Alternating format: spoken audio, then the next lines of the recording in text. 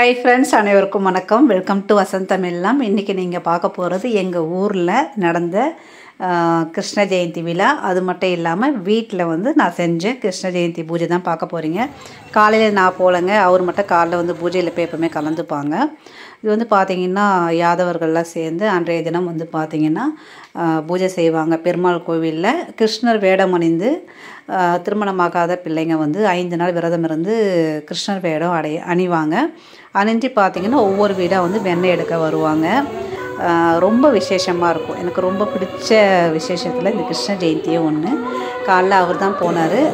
முடிஞ்சது கிருஷ்ணர் சிலை வந்து வெளியே இருக்குது. இது வந்து உள்ளே கிடையாதுங்க, வெளியே.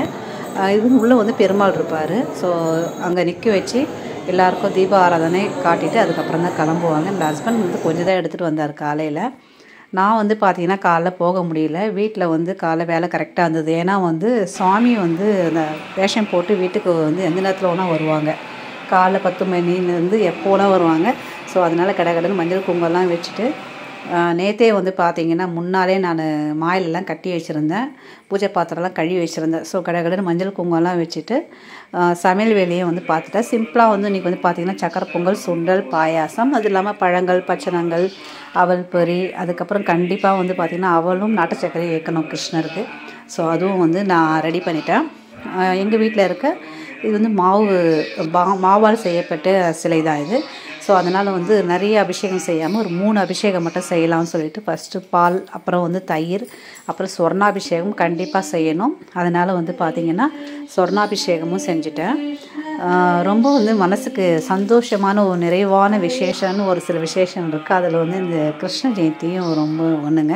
சென்னையிலாம் வந்து பார்த்திங்கன்னா குழந்தைகள்லாம் வேடம்லாம் போட்டு பொதுவாகவே அப்படி தான் பண்ணுவாங்க இல்லைங்களா. நம்ம வீட்டில் குழந்தைங்க இருந்தால் குழந்தைங்களுக்கு வேடம் போட்டு அவங்க வந்து கிருஷ்ணராக வர வச்சு வீட்டில் வந்து பூஜை பண்ணுவாங்க.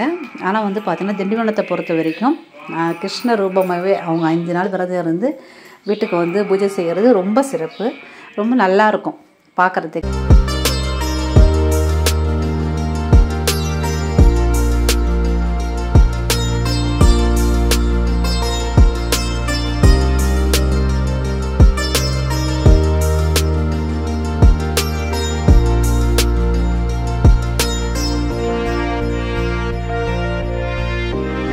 பன்னீர், பச்சை கற்பூரம், துளசி இலை போட்ட தண்ணீர் வந்து வீடு முழுக்க வந்து தெளிச்சிட்டேன் மாவிலையால். அதுக்கப்புறம் பார்த்திங்கன்னா இந்த சொம்பில் நாமும் போட்டு தயிர், வெண்ணெய், பால் ஊற்றி வச்சுருக்கேன். மாவு கோலம் போட டைம் ஆகிடுச்சு. ஸோ அதனால் வந்து பார்த்திங்கன்னா அச்சு வச்சு பச்சரிசி மாவினால் கிருஷ்ண பரமாத்மாவுக்கு கீழே கோலம் போட்டு மேலே வந்து அவர் அமர வச்சுட்டேன் மனையில். வெளியே வந்து மாவு கோலம்லாம் போட்டுக்கலாம்னு சொல்லிட்டு பசங்க இருந்தால் கொஞ்சம் ஹெல்ப்ஃபாக இருந்திருக்கும். 2 பேருமே வந்து இல்லை. அம்மா வீட்டில் பாப்பா இருக்கா, பையன் வந்து நிறைய படிக்கிற வேலை இருக்குன்னு வரல. அவன் வந்து சென்னையிலே இருக்கான். ஸோ வந்து நானே தனியாக செஞ்சதுனால பார்த்திங்கன்னா மோஸ்ட்லி நிறைய வீடியோ என்னால் எடுக்கவே முடியல. ஸோ கடகடன்னு பச்சரிசி மாவினால் கோலம் போட்டுட்டு அதுக்கப்புறமா வந்து பார்த்திங்கன்னா கோலம்லாம் போட்டுக்கலாம் அப்படின்னு சொல்லிட்டு அச்சும் வச்சுட்டேன், பாதம் வந்து வச்சுட்டேன். காலையிலே வந்து கொஞ்சம் நெய்வேத்தியம், சாமி வச்ச உடனே நெய்வேத்தியம் வந்து வச்சுட்டேன். என்னன்னு பார்த்திங்கன்னா அவலும் நாட்டு சர்க்கரையும் ஒரு தட்டில் போட்டு வச்சுட்டேன். இது வந்து பார்த்திங்கன்னா பூ வைக்கலாம், உருளியில் சுற்றி வந்து நம்ம தீபமே ஏற்றலாம். நான் வந்து இன்றைக்கி ஃபுல்லாக வந்து பூக்களால் தான் அலங்காரம் பண்ண போகிறேன். அந்த பஞ்ச தீப ஆராதனை இருக்குது. ஸோ அது காட்டிக்கலான்னு. ஸோ இப்படி தான் வந்து பார்த்திங்கன்னா நான் பாதம் வந்து வரைஞ்சிருக்கேன். அது இல்லாமல் பார்த்திங்கன்னா இங்கே வாலில் இருக்கிற யசோதா கிருஷ்ணருக்கும் தனியாக இலை போட்டு படையல் வைப்போம். ஃபஸ்ட்டு இங்கே படைச்சிட்டு தான் உள்ளவே வந்து கிருஷ்ணர் படைப்பார். ஸோ வந்து பார்த்திங்கன்னா மாயிலை தோரல்லாம் கட்டிட்டேன். நான் முதல்ல பார்த்திங்கன்னா சுவாமி வந்து ஒரு 2 தெருவுக்கு முன்னாடி வருதுனாலே கால் பண்ணி சொல்லுவாங்க. என் ஃப்ரெண்ட்ஸுங்கெல்லாம் கேட்பேன் கால் பண்ணி. கரெக்டாக 1 மணி 1:30 மணி இருக்கும்போது கால் பண்ணாங்க, சாமி வந்து இப்போ தான் வருதுன்னு சொல்லிட்டு. அதுக்குள்ளே கடை நான் இலெல்லாம் போட்டு, ஏன்னா வந்து சுவாமி வந்துச்சுன்னா நம்ம வந்து அர்ச்சனைலாம் பண்ண முடியாது. ஸோ அதனால் நானே கடகடன்னு உட்காந்துட்டு விளக்கை ஏற்றிட்டு சாம்பிராணி அப்புறம் ஊதுபத்தி காட்டி நெய்வேத்தியம்லாம் வச்சுட்டு அர்ச்சனையை முடிச்சிடுவேன். அர்ச்சனை பண்ணிவிடுவேன். அதுக்கப்புறம் கரெக்டாக வந்து சுவாமி வந்துடுவாங்க. அவங்க வந்துட்டாங்கன்னா தேங்காய் உடைச்சி அவங்க கையால் தான் தீப ஆராதனை காட்டுவாங்க. அதுக்கப்புறமா வந்து நாங்களும் வந்து காட்டுவோம். ஸோ இப்படி தான் வந்து வருடம் வந்து எங்கள் ஊரில் திண்டிவனத்தில் பூஜை செய்வாங்க.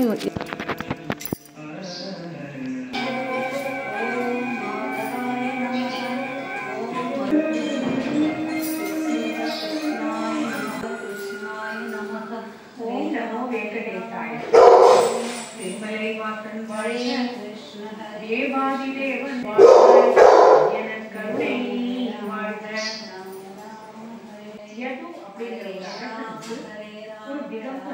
அர்ச்சனை பண்ணி முடிச்சோன்னே பார்த்தீங்கன்னா எங்கள் வீட்டு பக்கத்து வீட்டு மாடியிலே ஒருத்தவங்க இருக்காங்க. அவங்க வீட்டுக்கு போயிட்டு அதுக்கப்புறம் எங்கள் வீட்டுக்கு ஓடி வந்தார். எங்கள் வீட்டுக்கு அந்த பக்கமாக வாங்க மெயின் வலிக்காவாங்கன்னு சொல்கிறாங்க. அவங்க தான் வந்து பூஜை பண்ணுவாங்க. காலைல வந்து ஆசீர்வாதம்லாம் அவங்க உண்மையிலே ரொம்ப மனசுக்கு சந்தோஷமாக இருக்காங்க.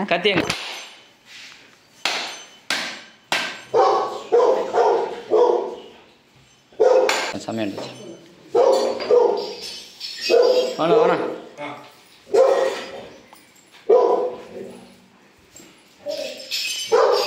வெளியே கோவிந்தா கோவிந்தா கோவிந்தா கோவிந்தா கோவிந்தா கோவிந்தா கோவிந்தா கோவிந்தா கோவிந்தா கோவிந்தா கோவிந்தா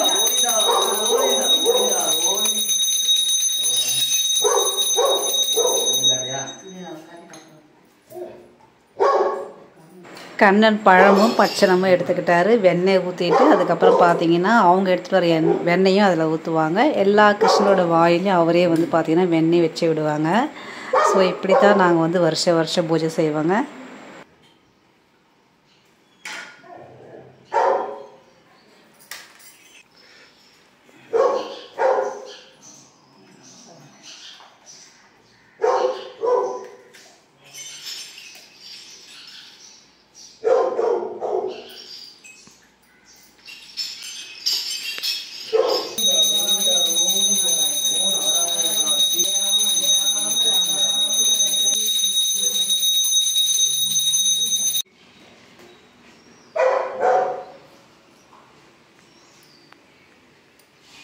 கிருஷ்ணர் வந்து பூஜையெல்லாம் பண்ணிட்டாருங்க. ஆசீர்வாதம் வாங்கினாலே மேலே பூ போட்டார். அது அஜி ஒரே சத்தம் உள்ளே போட்டு மூடிட்ட ரூமில் கத்திகிட்டே இருந்தான்.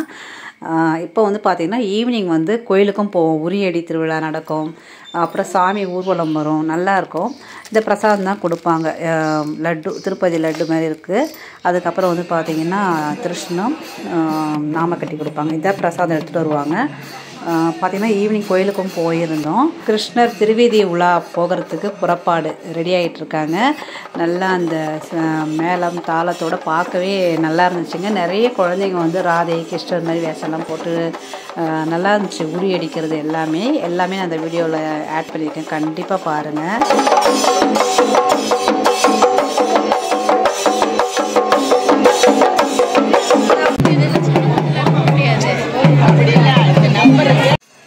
இவ்வளோ தூரம் வந்துட்டு பெருமாளை பார்க்காம போக முடியாது இல்லையா? அதனால் போய் உள்ளே போய்ட்டு பெருமாளையும் சேவிச்சுட்டு வந்தோம். ஒரு குட்டி தம்பிக்கு வந்து பார்த்திங்கன்னா வேஷம் போட்டு கூப்பிட்டு வந்திருந்தாங்க. எல்லாருமே வீடியோ எடுத்தாங்க. அந்த குழந்தை அவ்வளோ அழகாக வந்து நடந்து வந்துச்சு. பார்க்கவே அந்த கண்ணனே வரா மாதிரி இருந்தது கோவிலை சுற்றி வரும்போது. நானும் வீடியோ எடுத்தாங்க. எவ்வளோ அழகாக போஸ் இருக்கிறாங்க. அவங்க அப்பா அம்மா நடந்துட்டாங்க. ஆனால் அவங்க தம்பி வந்து அவங்க அப்பா கையை பிடிச்சிட்டே தான் நடந்து வந்தாங்க. எவ்வளோ அழகாக பாருங்கள். பார்க்கவே இந்த குழந்தை கண்ணன்னாவே குழந்தைங்க தாங்க.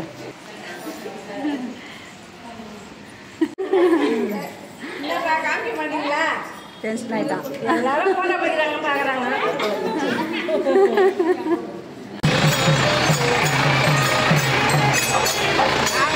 சாமி நிற்கிறாங்க நிற்கிற மாதிரி.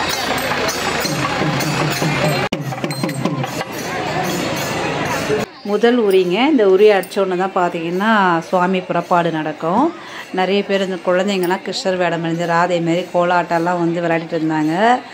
அந்த அடிக்கிறத பார்க்கும்போது நமக்கே யார் பிடிப்பாங்க உரியன்னு சொல்லிட்டு ஒரு பார்க்கவே ஒரு சந்தோஷமாக இருந்துச்சு.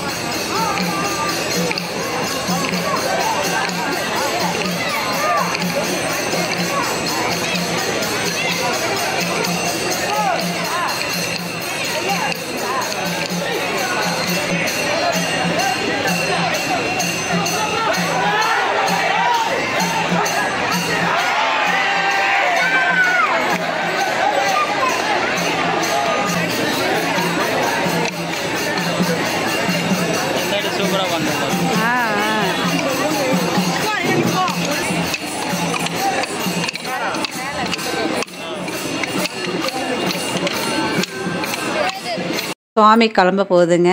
முதல் உரி அடித்தவரை கிளம்பிடுவாங்க. நாங்கள் வந்து நான் வந்துட்டேன். அவர் வந்து என்னை கூப்பிட்டு வந்து விட்டுட்டு அதுக்கப்புறம் அவர் போயிருக்காரு. அவர் வந்து சுவாமி கூட கடைசி வரைக்கும் போவார் ஓரளவுக்கு. சுவாமியும் கிளம்பிடுச்சு. அதுக்கப்புறம் அங்கேருந்து கிளம்பிட்டோம். ஓகே ஃப்ரெண்ட்ஸ், இந்த பதிவை பார்க்குற உங்கள் அனைவருக்குமே கிருஷ்ண பரமாத்மாவின் அருள் பரிபூர்ணமாக கிடைக்கட்டும். இவ்வளோ நேரம் இந்த பதிவை பார்த்ததுக்கு மிக்க நன்றி. தேங்க்யூ. Take care. பாய். வாழ்க வளமுடன்.